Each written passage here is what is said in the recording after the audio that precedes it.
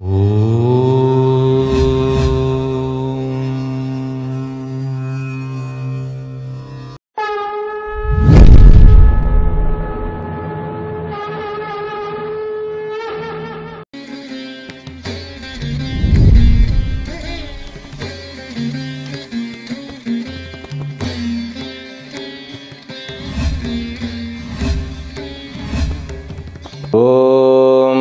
கணாநான்த்வா கணபதிகும் ஹவாமஹே giving கவீனாமுபமஸ்ரவஸ்தமம் ஜேஷ்டராஜம் பிரம்மணாம் பிரம்மணஸ்பத ஆனஸ்ருண்வன்னோதிபிः சேதசாதனம். ஓம் ஸ்ரீ மகாகணபதயே நமோ நமः. ஓம் பிரபன்னபாரிஜாதாய தோத்ரவேத்ரைகபாணயே ஞானமுத்ராய கிருஷ்ணாய கீதாமிருததுகே நமः.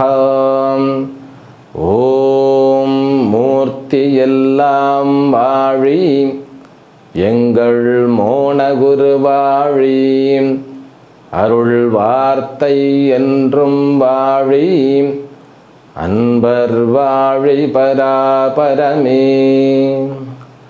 ஓம் சர்வேப்யோ சத்குருப்யோ நமோ நமः. ஹரி ஓம். என்னுடைய வாழ்த்துக்களையும் வணக்கங்களையும் தெரிவித்துக் கொள்கின்றேன்.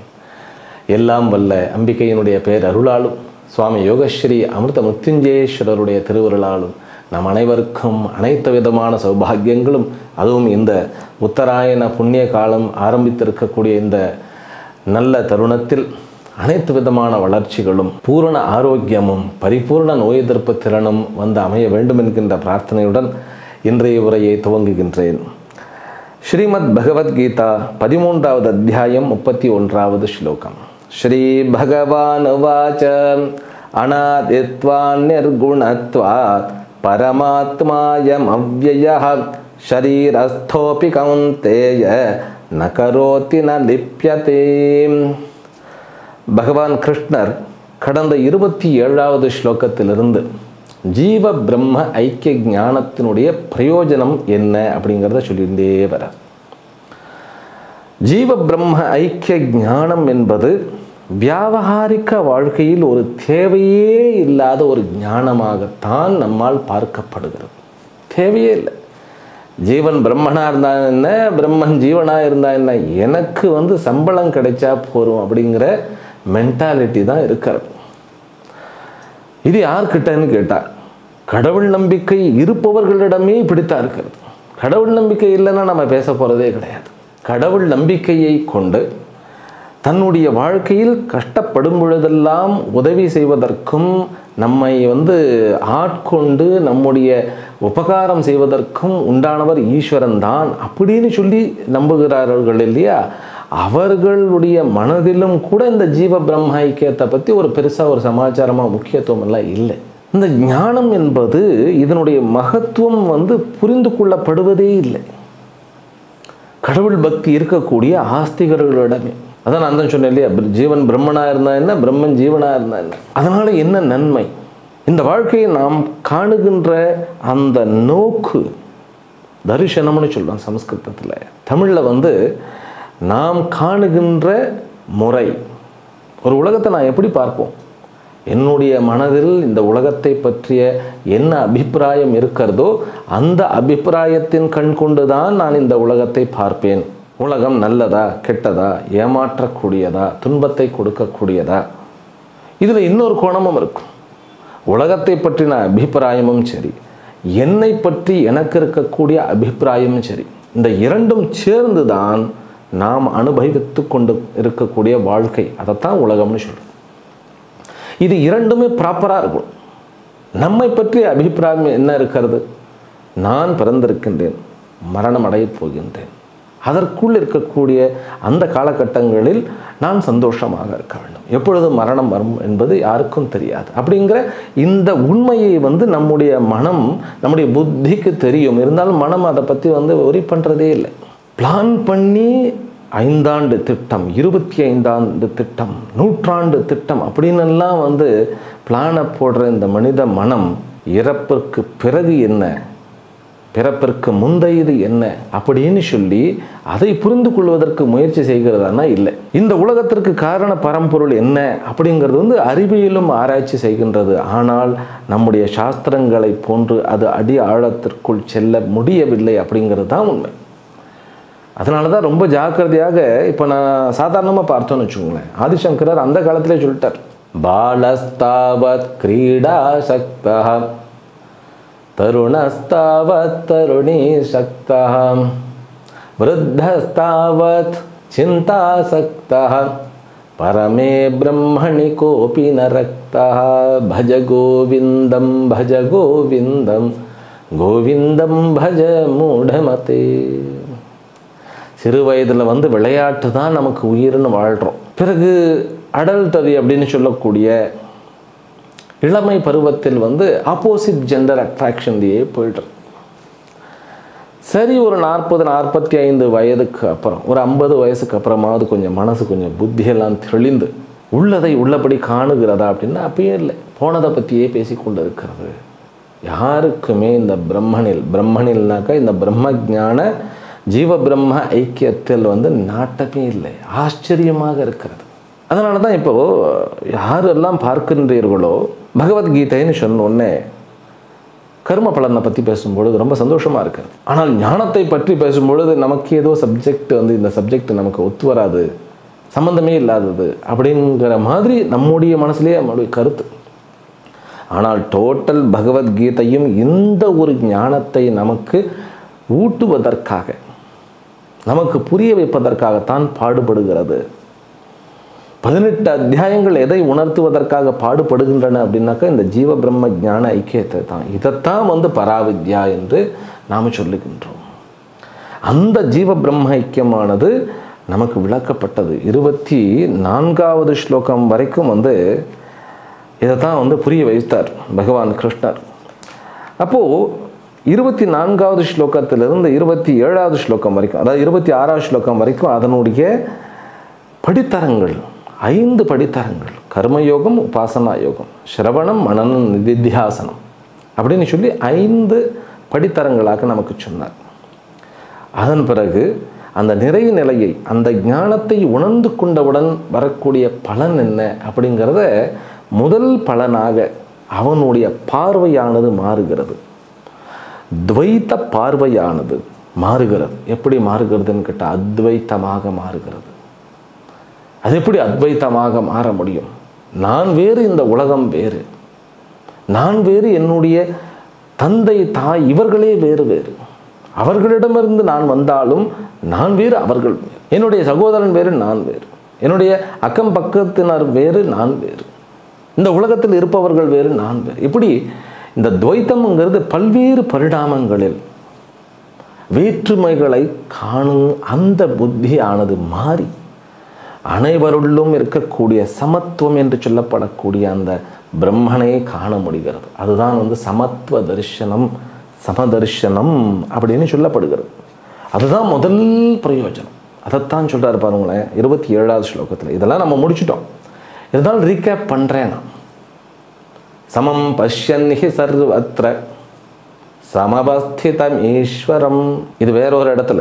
இங்கே சமம் சர்வேஷு பூதேஷு திஷ்டந்தம் பரமேஸ்வரம் வித்யா வினய சம்பன்னே பிராமணே கவிஹஸ்தினி சுனிஷ்சைவ ஸ்வபாகேச பண்டிதா சமதர்சனः சமத்வம் யோக உச்யதே தூரேண ஹ்யவரம் கர்ம புத்தியோகாத் தனஞ்சய புத்தௌ சரணமன்வெச்ச கிருபணா ஃபலஹேதவஹ அப்படின்னு சொல்லி கர்மயோகத்தை சொல்லும் பொழுதும் கூட புத்தியோகத்தை, புத்தியோகம்னா என்ன, மெல்ல மெல்ல மெல்ல எது ஞான யோகத்திற்கு கொண்டு வருகிறதோ இதெல்லாம் சாஸ்திர சம்மதம். சமத்துவ தரிசனம் கிடைக்கிறது. சமத்துவ தரிசனம்னா எல்லாம் ஒரே மாதிரி இருக்கிறதா என்னன்னு கேட்டால், ஒவ்வொருத்தருடைய அந்த தம்ப் இம்ப்ரெஷன்னு சொல்கிறோம் இல்லையா, அது யூனிக். இப்போ வந்து ஐஸ், நம்ம கண்களுக்குள்ளே இருக்கக்கூடிய அந்த ரெட்டினா வந்து யூனிக்காக இருக்கிறதுன்னு கண்டுபிடிக்கப்பட்டிருக்கு. அப்போ இந்த பேதங்களை பார்த்து பார்த்து பார்த்து அதைத்தான் நம்முடைய ஐடியாக நம்ம உருவாக்கி கொள்ளுகின்றோம். நம்முடைய ஐடென்டிட்டி, நான் தனி அப்படிங்கிறத எல்லா இடத்துலையும் நம்ம ப்ராக்டிஸ் பண்ணிகிட்டு இருக்கோம். எல்லாம் பேதங்கள், சமம் எங்கப்பா இருக்குது அப்படின்னா அதைத்தான் சொல்கிறாரு. எங்கே சர்வபூதேஷு வினஷ்யத்சு, அழிகின்ற பல்வேறு வித்தியாசங்களை கொண்ட இந்த உயிரினங்களில் அனைவரிடமும் ஒரே ஒரு பரம்பொருளாக வியாபித்து நிற்பது, அது எப்படி சாத்தியம்? Very simple. 2 உதாரணங்களை கொடுக்கிறார். என்னது? ஆகாசம் ஒன்று, ரொம்ப அழகான உதாரணம் அது.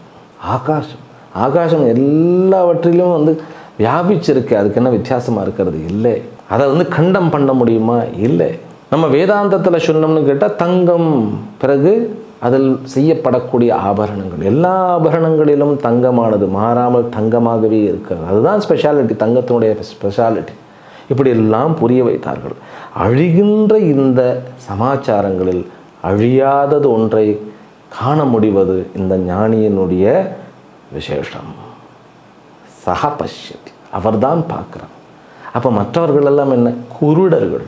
சாஸ்திரம் அப்படியே சொல்லுது, அந்தே நைவ நியமானா யதாந்தா ஜங்கன்யமானா பரியந்தி மூடாக. குருடர்களினால் வழிநடத்தப்படுகின்ற குருடர்கள், அது 1000 ஜென்மங்கள் குருடர்களாகவே நம்ம இருக்கிறோம். அதனால தான் உத்திஷ்டத ஜாகிரத, விழித்து எழுங்கள். யானிஷா சர்வபூதானாம் தஸ்யாம் ஜாகிரதி சம்யமி. அந்த ஸ்லோகம் எல்லாருக்கும் எப்பொழுது இருட்டோ அது பகல் போல தெரிகிறது ஞானிக்கு. ஏன்னா பிரம்மனில் இருட்டு கிடையாது, பகல் கிடையாது, இரவு கிடையாது, அஜ்ஞானம் கிடையாது, ஞானம் கிடையாது. இதெல்லாம் ஒரு உயர்ந்த ஒரு தத்துவங்கள். சுவாமிஜி இன்னைக்கு நீங்கள் சொல்கிறேன்னு புரிகிறது, பெரிய சமாச்சாரத்தை சொல்கிறேன்னு புரிகிறது, ஆனால் கொஞ்சம் புரியாத மாதிரி இருக்கிறது. இதெல்லாம் நம்ம ஏற்கனவே பார்த்துட்டோம். மாறிக்கொண்டே இருப்பதில் மாறாமல் ஒன்று இருக்க முடியுமானா இருக்க முடியும். கர்மத்தில் அகர்மமானது காண முடியும் அப்படின்னு எல்லாம் பார்த்து சொல்லிட்டோம். இது கொஞ்சம் புரியலை அப்படிங்கிறவங்களுக்கு ஆகாசம் என்பது ஒரு பெரிய உதாரணம். அதை இவரே கொடுப்பார். யா பஷ்யதி சஹ பஷ்யதி. அழிகின்ற வஸ்துக்களுக்குள் அழியாத ஒரு பரம்பொருளை எவன் பார்க்கிறானோ, எவன் உணர்கிறானோ அவனே உணர்கிறான். உதாரணம் என்ன? த பெஸ்ட் எக்ஸாம்பிள் என்ன? நான் என்று உங்களுக்குள்ள இருக்கிறது இல்லையா, அதுதான். அது மாறுறதா? மாறவே இல்லை. தூக்கத்தையும் கனவையும் விழிப்பு நிலையும் பார்த்து கொண்டே இருக்கிறது. நேற்றைக்கு நன்றாக தூங்கினீர்களா? நல்லா தூங்கினேன்ப்பா. சரி, நீங்கள் ஆளே இல்லையேப்பா, எப்படி தூங்கினீங்க அப்படின்னாக்கா, நான் அங்கேத்தானே இருந்தேன். எங்கே இருந்தேன்? எந்த இடத்துல இருந்த? தலையில் இங்கே போய் இருந்தியா, இல்லை ஹிருதயத்தில் இருந்தியா, இல்லை கை கால்களில் இருந்தியா, எங்கே இருந்தேப்பான்னாக்கா அது தெரியல, ஆனால் தூக்கத்தில் நல்லா தூங்கிறேன். எப்படி சொல்ல முடிகிறது? ஒன்னில் தூக்கம் இருக்கிறது. இதெல்லாம் பெரிய ஒரு வித்யா, ஞானம். நம்ம தூக்கத்தை நம்மால் பார்க்க முடிகிறது, விழிப்பு நிலையை பார்க்க முடியாது. நேற்றுக்கு நாள் பார்த்தீங்கன்னாக்கா ரொம்ப கஷ்டமாக போச்சு சார். நீ தான் கஷ்டப்பட்ட, ஆனால் நீ கஷ்டப்பட்டது நீ எப்படி சொல்ல முடியும்? நீ பார்த்தா தானே சொல்ல முடியும். அதனால் நமக்குள்ளே இருக்கக்கூடிய நான் அழிவதில்லை, மாறுவதில்லை, எந்த விகாரத்தையும் அடைவதில்லை. அதைத்தான் ஒன்றாக சொல்லி கொண்டு வந்தார். சமதர்ஷனம் தான் முதல் பிரயோஜனம் அப்படி சொன்னார் 27வது ஸ்லோகத்தில். பிறகு அடுத்தது சமதர்ஷனத்தினுடைய அதே தொடர் பலன் என்ன அப்படின்னு கேட்டால், மரணத்தை வெல்லுதல். மரணத்திற்கு அப்பாற்பட்ட விஷயத்தை நான் என்பதை நான் என்று உணர்தல். சமம் பஷ்யன்ஹி சர்வத்ர சமவஸ்திதம் ஈஸ்வரம் நஹி அஸ்தியாத்மனாத்மானம் ததோ யாதி பராம் கதிம்.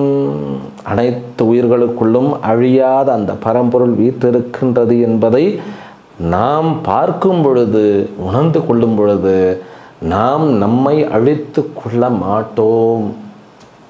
அப்படின்னா என்ன அர்த்தம்? இறப்பை அடைய மாட்டோம் அப்படிங்கிற பொருள். அப்போ சமதர்ஷனம் என்றால் என்ன? தன்னையும் பிறரையும் ஒன்றாக காண்பதுன்னாக்கா நீ நானும் ஒன்று அப்படின்னு வார்த்தையில் சொல்கிறதில்ல. நம்முடைய அந்த ஆத்மா என்பது, நம்முடைய ஆத்மான்னு சொன்னோன்னே எங்கேயோ ஆவி அப்படின்னு போயிடக்கூடாது. ஆத்மானா நானும் நம்ம எப்போவுமே அனுபவிச்சுட்டு இருக்கோம் இல்லையே, அதுதான். இல்லையே நான் தூங்கும்போது காணாமல் போய்ட்றேனே, இல்லை, அந்த நான் இல்லை. தூக்கத்தையும் பார்த்து கொண்டு விழிப்பு நிலையில் நாம் எப்படி இருக்கின்றோம் என்பதையும் பார்த்து கொண்டு பிறகு கனவையும் ஒருவன் காண்கின்றான் என்பதையும் பார்த்து கொண்டு இருக்கக்கூடிய அந்த நான் தான் சொந்த நான். சரியா? அந்த நான் அழிவதில்லை. நம்ம அந்த நான் தான் தெரிஞ்சுட்டா இந்த சரீரம் அழிந்தாலும் நான் இருக்கத்தான் போகிறேன், அடுத்த சரீரம் எடுக்க போகிறேன். அழிவதில்லை. இந்த உண்மையை உணர்ந்தவர்கள் அழிவதில்லை. இது கொஞ்சம் ஏற்றுக்கொள்வதற்கு கொஞ்சம் கஷ்டமாக இருந்தாலும் அதுவே உண்மை. அதற்கு தான் நம்ம ஒர்க் பண்ணணும் அப்படிங்கிறது. மற்றவர்கள் எல்லாம் என்னன்னு கேட்டால் இந்த ஞானம் இல்லை, சமத்துவ தரிசனம் இல்லை, என்ன அப்படின்னு கேட்டால் தன்னைத்தானே மாய்த்து கொள்கிறார்கள். ஏன்னா அவர்கள்கிட்ட சாய்ஸ் இருக்குது. இந்த சமத்துவ தரிசனத்தை அடைய வேண்டும் என்றால் பிரம்ம ஆத்ம ஐக்கிய ஞானத்தை உணர வேண்டும். முயன்றால் உணர முடியும், ஆனால் அவர்கள் முயலவில்லை. அப்படிங்கும் பொழுது என்ன, அவர்களே இறப்பை வரவேற்றுக் கொள்ளுகிறார்கள், அவர்களே தன்னைத்தானே மாய்த்து கொள்ளுகிறார்கள் அப்படிங்கிறத சிம்பாலிக்காக சொல்லுகிறது. அப்போ சம்சாரிகள் எவ்வளவோ ஒரு புத்திசாலிகள் பார்த்தீங்களா? ஐயே மெத்த சுலபம், தன்னை உணர்ந்து கொள்ளுன்னு தானே சொல்கிறது சாஸ்திரம். அப்பா நீ உன்னை உணர்ந்து கொள். இப்போ நான் அழியாதவன்னு தெரிஞ்சுட்டு என்ன பிரயோஜனம்? நீ அழிஞ்சிடுவேங்கிற பயத்தினால தான்ப்பா இவ்வளவு அட்டகாசம் பண்ணிகிட்டு இருக்க. உன்னையும் வருத்தி கொண்டு மற்றவர்களையும் வருத்தி கொண்டு ஒருவருக்கு ஒருவர் மாய்த்து கொண்டு இவ்வளவு பிரச்சனை. அந்த அபிப்பிராயம், உலகத்தை பற்றின அபிப்பிராயம், உன்னை பற்றிய தவறான இந்த 2 அபிப்பிராயங்கள் தானே எல்லாத்தையும் போட்டு கூறு போடுறது. அதை சரி பண்ணுவதற்கு ஒரு சான்ஸ் இருந்தால் அதை பண்ணிக்கிடணும் இல்லையா? அமிர்தத்துவ தரிசனம். அதுக்கப்புறம் என்ன, அகர்த்தத்துவ தரிசனம். தனக்குள்ளேயே இந்த கர்மமயமான இந்த சரீரத்துக்குள்ளே இந்த கர்ம பலனுக்கு அப்பாற்பட்டு, இப்போ கர்ம பலனால தான் நம்ம துக்கம் அடைகிறோம், சந்தோஷமும் அடைகிறோம். சம்டைம்ஸ் பார்த்தா சந்தோஷம் துக்கம் துக்கம் துக்கம் துக்கம் துக்கம், சந்தோஷம் துக்கம் துக்கம் துக்கம் துக்கம் சந்தோஷம். எப்போ பார்த்தாலும் ஒரு டென்ஷன் டென்ஷன் டென்ஷன். சந்தோஷத்துக்காக பண்ணுறதையும் டென்ஷனாக பண்ணுறது, எப்போ பார்த்தாலும் டென்ஷன். திருமணம் என்பது சந்தோஷமா அல்லது டென்ஷன்? பெற்றோர்களை போய் பாருங்க, கேளுங்க. தன்னுடைய குழந்தைகளுக்கு திருமணம் நடத்தி வைப்பது சந்தோஷமா அல்லது துக்கம்? மேக்சிமம் இது ஒரு பெரிய ஒரு கடமை மாதிரி. அந்த கடமையை முடிச்சுட்டா வா வா வா, சந்தோஷமாக யார் பண்ணுகிறார்கள்? சுவாமிஜிகளே, உங்களுக்கு இந்த ப்ராப்ளம் இல்லைங்கிற தைரியத்தில் பேசிக்கொண்டு இருக்கிறீர்கள் என்பது எனக்கு புரிகிறது. அப்படின்னு நீங்கள் நினைக்கிறது எனக்கு புரிகிறது. சன்னியாசியாக வாழ்ந்து பாருங்க, அப்புறம் தெரியும் சம்சாரம் எவ்வளவு ஈஸின்னு. எல்லா பக்கமும் விஷயம் இருக்காது. நான் குறை சொல்லணும்னு சொல்லலை, உதாரணம் சொன்ன டக்குன்னு புரியும் நமக்கு. சந்தோஷத்தை துக்கமாக பார்க்கிறோம், அது துக்ககரம் தான் அப்படின்னு சொன்னால் வேறு பயம் வந்துடுது. எல்லாமே மாயைப்பா அப்படின்னு உடனே நடுங்கிறோம். அதனால தான் வேதாந்தியை பார்த்தோன்னே எல்லாருக்கும் பயம். அப்பா வேதாந்திகள்கிட்ட பேசக்கூடாதுப்பா, எல்லாம் மாயைன்னு நடுவான் அப்படிங்கிறதுனாலே பயம். ஆதிசங்கரருக்கு ஒரு பெயர் மாயாவாதி. மாயாவாதின்னா என்ன, இருக்கிறதெல்லாம் மித்யா மாயா அப்படின்னு சொல்லிட்டு ஒரு கேர்லெஸ்ஸாக, ஒரு உதாசீனமாக. அந்த மாதிரி பார்த்தா அது ஒரு சேடிஸ்ட்டுன்னு கூட இல்லை, அது ஒரு சைக்கோ மாதிரி இருக்கும். எல்லாம் மாயை, இங்கேயே எல்லாம் மாயை. நான் கண்கூட அனுபவிக்கிறேன். என்னுடைய குழந்தை வளர்றதை பார்த்து எனக்கு சந்தோஷம். அவன் முன்னாடி இருக்கிறான், அதை போய் மாயங்கிறேன் நீ. நான் பிறந்த நாள் கொண்டாடுறேன்னு சொல்லிட்டு ஒரு சாக்லேட் கொண்டு போய் கொடுத்தா பிறந்ததே மாயை, நீ பிறப்புக்கும் இறப்புக்கும் அப்பாற்பட்டவன் அப்படின்னு சொல்கிற நீ அப்படின்னு மனசு ஒரு மாதிரி ஆடும். ஆனால் உண்மையில் வேதாந்தி, உண்மையான வேதாந்தி never condemn the world. இந்த உலகத்தை ஒரு பொழுதும் அவர் துச்சமாக கூறுவதோ அல்லது கண்டம் பண்ணுறதோ கிடையாது, உதாசீனப்படுத்துவதும் கிடையாது. உண்மையான வேதாந்தி ஒவ்வொரு ஜீவனையும் ஈஸ்வரனாக பார்ப்பார், கர்ம பலனுக்கு அப்பாற்பட்டவனாக புண்ணிய ஆத்மாவாக பார்ப்பார். அதனால தான் விவேக சூடாமணிலையும் கூட கஷ்டப்பட்டு சின்ன பின்னமாயிட்டேன்ப்பா குருவே சரணம் அப்படின்னு ஒரு சிஷ்யர் வரார். துர்வார சம்சார தவாக்னி தப்தம் தோதோயமானம் துரதிருஷ்டவாத்தை. இதை நான் போன தொகுப்புகள்லையும் சொன்னேன். பீதம் பிரபன்னம் பரிபாகி மிருத்யோ சரண்யமன்யம் எதகம் ந ஜானி. இந்த சம்சார கஷ்டங்கள்லாம் இருக்கு இல்லையா, என்னை போட்டு புரட்டி எடுத்து விரட்டி என்னை காப்பாற்றுங்கள், மரணத்திலிருந்து என்னை காப்பாற்றுங்கள் அப்படின்னு சொல்லக்கூடிய அந்த சிஷ்யனை பார்த்து மா பகிஷ்ட வித்வன் நாஸ்தியபாயா. ஓ பண்டிதனே எழுந்துரு, அபாயம் ஒன்றுமே இல்லை, நீ நினைக்கிற அளவுக்கு டேஞ்சர் ஒன்றுமே இல்லைப்பா, எவ்ரிதிங் இஸ் ஸ்மூத், ஒன்றும் கூடி மொழிகி போயிடல அப்படின்னு சொல்லக்கூடிய அந்த கட்ஸ், தைரியம், அந்த உண்மைத்தன்மையில் நிலை பெற்றிருப்பது சனாதன தர்மத்தினுடைய பெரிய அச்சீவ்மெண்ட். இது வேறு எங்கேயும் காண முடியாது. ஓ பாபிகளே அப்படின்னு தான் வந்து பார்க்குறோம். புண்ணியாத்மாக்களே, நீ எவ்வளவு கஷ்டப்பட்டு இருந்தாலும் எனக்கு தெரியும் உனக்குள்ள இருக்கக்கூடிய நீ அதனால் அஃபெக்ட் ஆகாமல் முழுசாக இருக்கிற. உன்னை உனக்கு திருப்பி கொடுப்பது தான் குருவாகிய என்னுடைய வேலை. அதைத்தான் குரு செய்கிறார். அதைத்தான் கிருஷ்ணர் வந்து அர்ஜுனனுக்கு பண்ணிட்டு இருக்கிறார். அப்போ நம்மை நமக்கு தருவதே சாஸ்திரத்தினுடைய வேலை. நமக்கு எப்படி அது கொடுக்க முடியும் அப்படின்னு கேட்டால், கர்ம பலனாக நினைத்து கொண்டிருக்கிற என்னை கர்ம பலனுக்கு அப்பாற்பட்டவன் நீன்னு சொல்லி கொடுக்க முடியும். அதனால தான் அகர்த்தத்துவ தரிசனம்.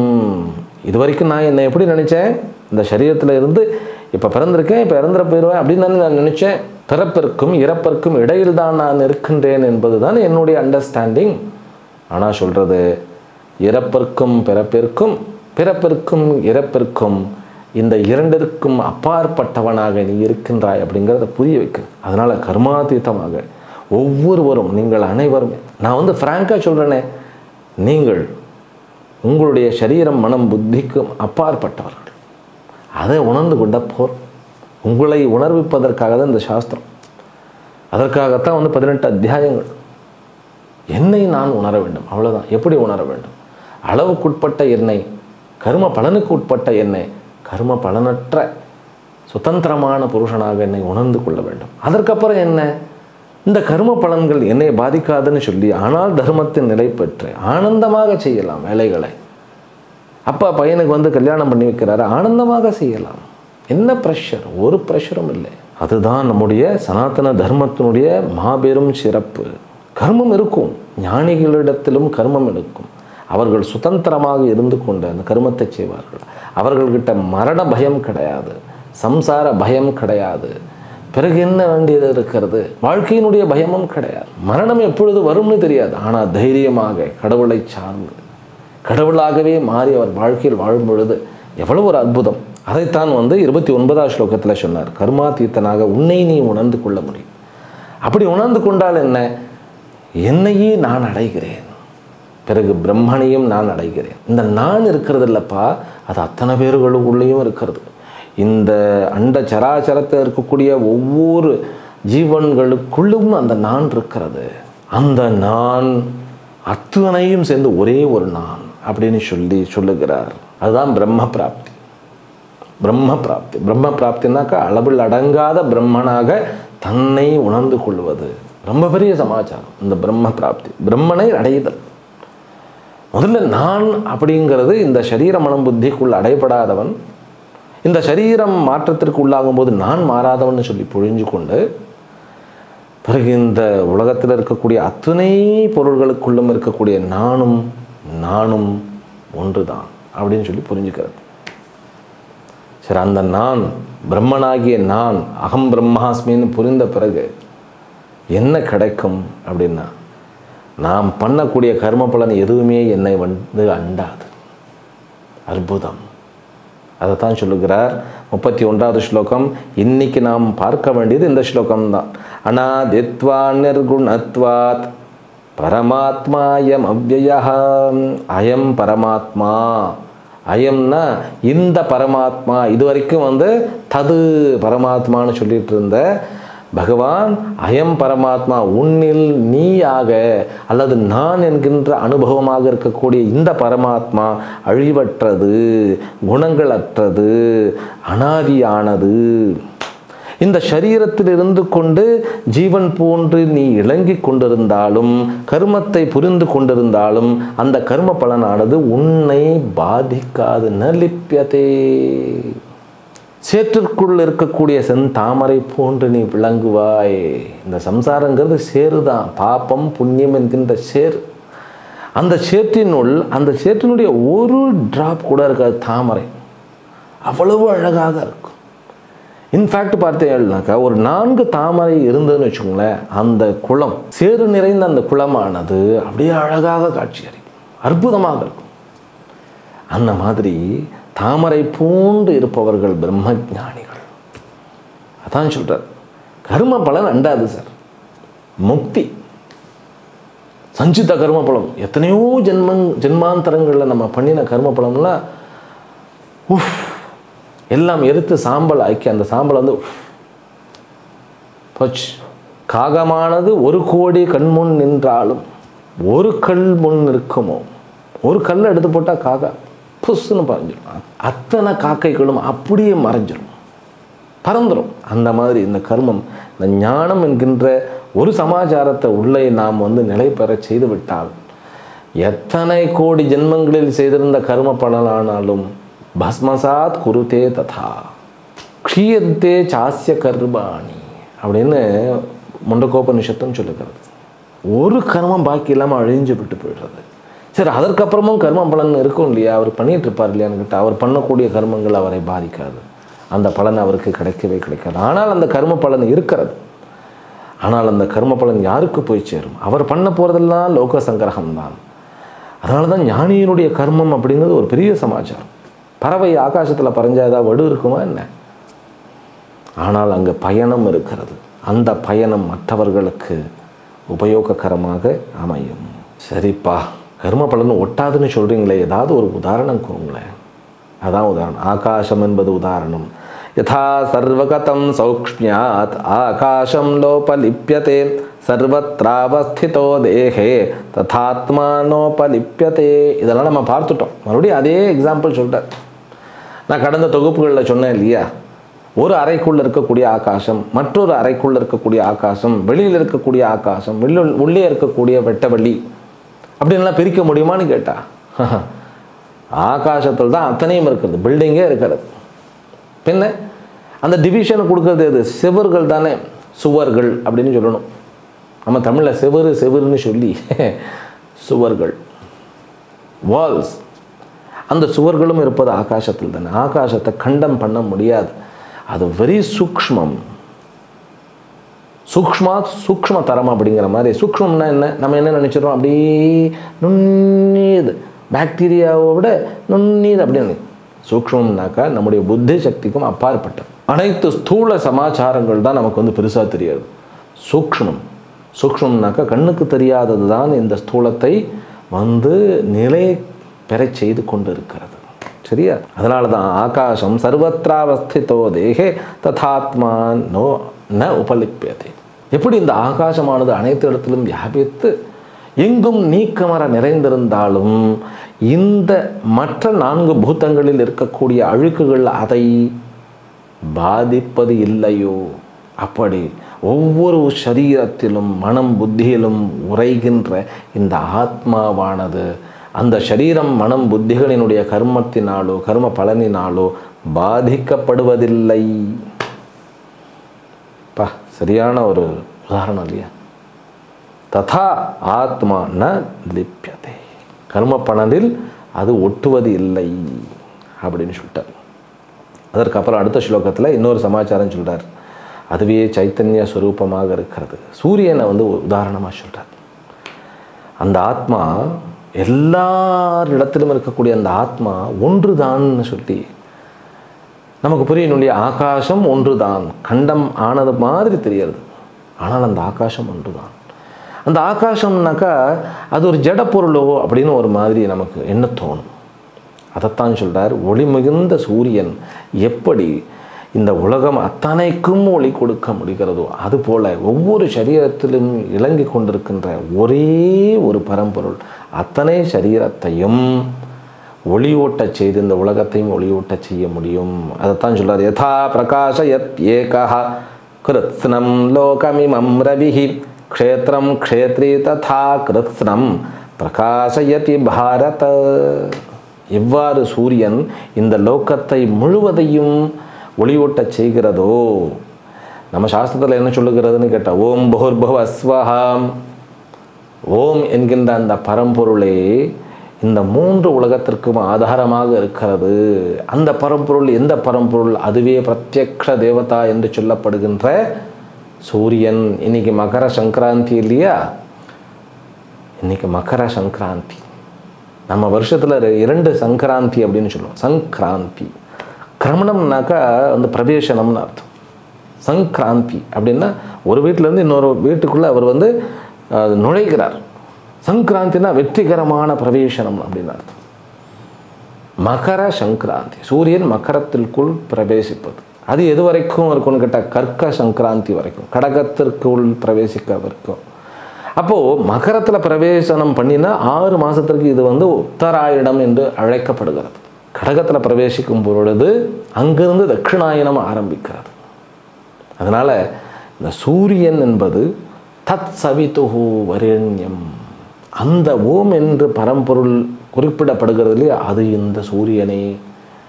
இந்த சூரியனே பூஹு புவஹா சுவஹா என்கின்ற 3 லோகங்களுக்கும் பிரத்யக்ஷ தேவத்தையாக 3ற்கும் அருள் பாலிப்பவராக இருக்கின்றார் அப்படின்னு சொல்லி காயத்ரி சொல்றது. அப்படிப்பட்ட சவிதுஹு என்கின்ற சூரியன் வரிக்கப்பட வேண்டியவர், வழிபடப்பட வேண்டியவர், உபாசிக்கப்பட வேண்டியவர். அப்படிங்கிறது தான் ஓம் தத் சவிதுர் வதேண்யம் பர்கோ தேவஸ்ய தீமஹி. அப்படிப்பட்ட ஏன் வரிக்கப்பட வேண்டும் அப்படின்னா, அவர் நம்முடைய புத்தி சக்தியை ஒளியூட்ட செய்ய முடியும். ஆகவே அவரை வழிபட்டு அவரையே நாம் தியானிப்போமாக. அவர் நம் புத்தி சக்தியை மேலோங்க செய்வாராக. அசதோமா சத்கமய தமசோமா ஜோதிர்கமய. அதே மந்திரத்தினுடைய மறுவடிவம் தான் காயத்ரி. காயத்ரியில் நிறைய சூக்ஷ்மங்கள் இருக்கிறது. அப்படி ஒரு சூரியன் அனைத்து கிரகங்களையும், நீங்கள் பாருங்களேன், சூரியனுக்கும் பூமிக்கும் எத்தனாயிரம் கிலோமீட்டர் இருக்குது, இருந்தாலும் ஒளிபர செய்கிறது இல்லையா? அந்த மாதிரி இந்த ஒரு ஆத்மா பிரம்மன் என்கின்ற இந்த ஒரு பரம்பொருள் அத்தனை சரீரங்களுக்குள் ஆத்மாவாக வீற்றிருந்து இந்த உலகம் முழுவதையும் ஒளியூட்டச் செய்கிறது அப்படின்னு சொல்லுகிறார். இதை நாம் தொடர்ந்து அடுத்த தொகுப்பிலும் காண்போம். கிட்டத்தட்ட நம்ம எண்டிங் போர்ஷனுக்கு வந்துட்டோம். 13வது அத்தியாயம். 13வது அத்தியாயம் முடிச்சுட்டா எல்லாமே அப்படியே லெவல்லேஸ்மாக அப்படியே ஹாயாக படிக்க வேண்டியதுதான். இந்த 13வது அத்தியாயம்னா ரொம்பவும் வந்து ஆழ்ந்து படிக்க வேண்டிய ஒரு சமாச்சாரம். அம்பிகையினுடைய அருளால் நாம் நன்கு படித்து கொண்டிருக்கின்றோம் என்பதையும் நான் உங்களுக்கு உணர்த்தி, எல்லாம் வல்ல அம்பிகையினுடைய பேரருளாலும் சுவாமி யோகஸ்ரீ அமிர்த மிருத்யுஞ்சயேஸ்வரருடைய திருவருளாலும் இந்த மகர சங்கராந்தி நம்முடைய வாழ்க்கையில் அத்தனை வெற்றி வாகைகளையும் சூடுவதற்கு உபயோகமாகவும் ஆசீர்வாதமாகவும் இருக்க வேண்டும் என்கின்ற பிரார்த்தனையுடன் இந்த உரையை இத்துடன் நிறைவு செய்கின்றேன். ஹரிஹி ஓம் ஸ்ரீ குருப்யோ நமோ நமஹ. ஓம் பூர்ணமதః பூர்ணமிதம் பூர்ணாத் பூர்ணமுதச்யதே பூர்ணஸ்ய பூர்ணமாதாய பூர்ணமேவாவசிஷ்யதே. ஓம் சாந்தி சாந்தி சாந்தி. ஹரிஹி ஓம் ஸ்ரீ குருப்யோ நமஹ. ஹரிஹி ஓம்.